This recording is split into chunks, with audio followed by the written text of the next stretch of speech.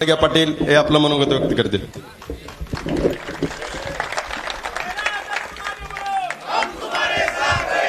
आज आपल्या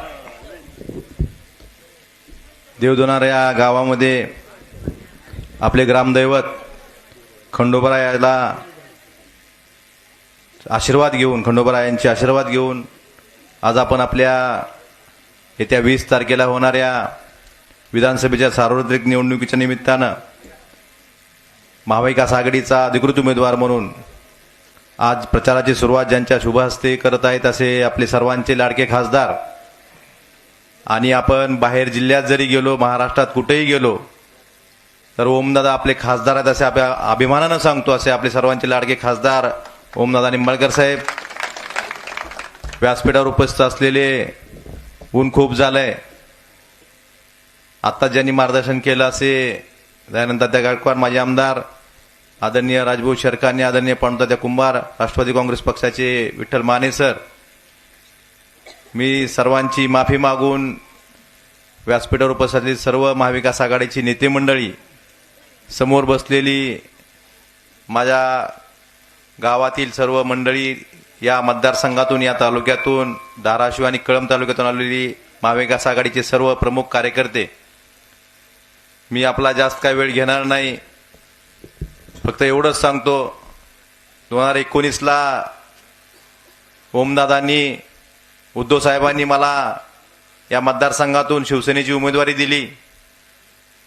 त्यावेळेस सुरुवातीला त्याही वेळेस प्रचाराचा नारळ आपण खंडोबारायाचे आशीर्वाद घेऊनच फोडला होता आणि आजही खंडोबारायाचे आशीर्वाद घेऊनच प्रचाराची सुरुवात करतोय.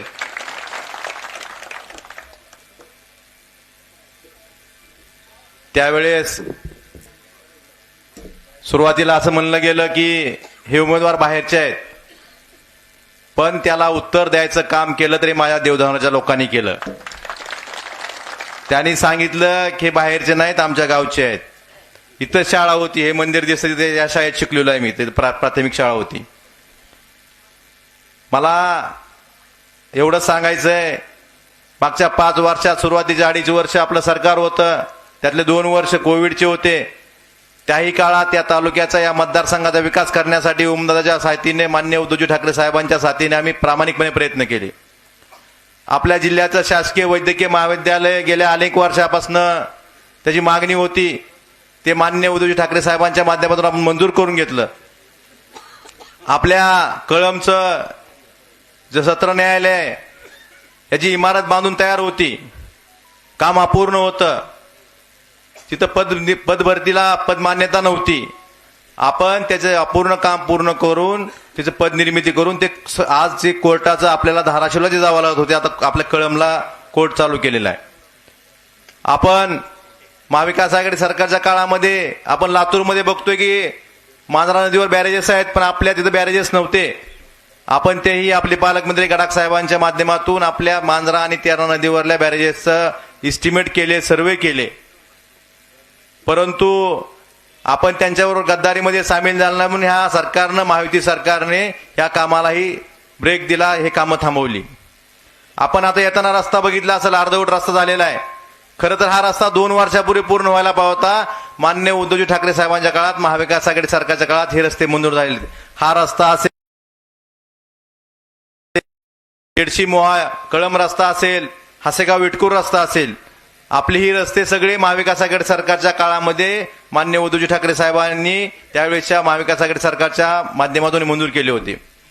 परंतु ह्या महायुतीच्या नेते मंडळींनी विकासाच्या गप्पा मारतात ही लोक, यांनी जाणीवपूर्वक यांच्याबरोबर गद्दारीमध्ये त्यांच्या सामील झालो नाही म्हणून माझ्यावरचा राग म्हणून ह्या मतदारसंघावरच्या लोकांवर राग काढला आणि या सगळ्या कामांना स्थगिती दिली. मला त्यासाठी मी विरोधात न्यायालयात, संभाजीनगरच्या उच्च न्यायालयात दाद मागितली. त्यानंतर सगळी प्रकरणं ही मुंबई उच्च न्यायालयात वर्ग झाली. मग मुंबई उच्च न्यायालयानं हे स्थगिती उठवून ही कामं आता चालू झालेली आहेत.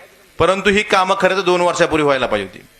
आज जे विकासावर बोलतील, उद्या येऊन भाषणं करतील, आम्ही विकास देऊ, निधी देऊ, विकास करू, त्यांना आपल्याला एकच प्रश्न विचारायचा, आपण तुम्ही विकास करायचं तर लांबच, पण महाविकास आघाडी सरकारच्या काळामध्ये जी कामं मंजूर झाली होती त्याला स्थगिती का दिली होती ह्याचं उत्तर आधी द्या, मग विकासावर बोला. जाणीवपूर्वक साधी गोष्ट सांगतो, आपल्या जिल्ह्याला एसटी बस आल्या, आपलं कळम आगार सगळ्यात जिल्ह्यात सगळ्यात जास्त त्यांना उत्पन्न देणारा आगार आहे एसटीचं. यांनी जिल्ह्यात सगळ्या बाकीच्या तिन्ही मतदारसंघात नवीन एसटी गाड्या दिल्या, पण कळमला गाडी दिली नाही. का? तर इथला आमदार विरोधी आहे. मग एवढं द्वेषाचं राजकारण करणाऱ्यांना महाराष्ट्राचे सरकार म्हणून घ्यायची अधिकार आहे का? आज आपण बघतोय या सरकारमधल्या लोकांनी जातीमध्ये भांडणं लावली, माणसामध्ये भांडणं लावली. आपण सगळेजण शेतकरी आहेत. आपण शेतकऱ्यांना आज सोयाबीनचा भाव काय? लाखो रुपयाचा एखाद्या कुटुंबाच्या उत्पन्नावर लाखो रुपयाचा वरवटा फिरवलाय आणि 1,500 रुपये देऊन लाडकी बहीण म्हणते. उद्धव साहेबांनी मुख्यमंत्री झाल्या महाविकास आघाडी सरकार आल्या ज्यावेळेस मंत्रिमंडळही पूर्ण नव्हतं त्यावेळेस कर्जमाफी केली शेतकऱ्यांची. ती काय निवडणुकीसाठी केली नव्हती. एका अंगठ्यावर कर्जमाफी केली आणि उद्धव साहेब किंवा महाविकास आघाडीचे नेते मंडळी कुठं मेळावे घेत फिरले नाहीत, पैसे आले का म्हणून विचारत, कारण त्यांची भावना प्रामाणिक होती. आता लोकसभेला आपण लोकांनी त्यांना झटका दाखवल्यामुळं त्यांना लाडक्या खुर्चीची भीती वाटायला लागली म्हणून लाडकी बहीण आठवली. पण महिला सुरक्षित आहेत का? आपल्या बहिणी सुरक्षित आहेत का? आपल्याला लाडक्या बहिणीपेक्षा आम्हाला आमची बहीण सुरक्षित पाहिजे. आणि हे देशाचे आज राज्याचे जे गृहमंत्री आहेत, आज राज्यात जे सरकार आहे, ह्यामध्ये आपल्याला वाटतं का आपल्या बहिणी सुरक्षित आहेत म्हणून? त्यामुळं मला एवढंच सांगायचं की हे सरकार घालवण्यासाठी आपण सगळ्यांनी एकत्र राहणं गरजेचं आहे. आपण सगळे शेतकरी आहेत. 5 वर्षापूर्वी उद्धव साहेबांनी विश्वास दाखवला, ओमदादांनी विश्वास दाखवला, तुम्ही सगळ्यांनी विश्वास दाखवून मला निवडून दिलं. 2.5 वर्षापूर्वी सत्तांतर झालं.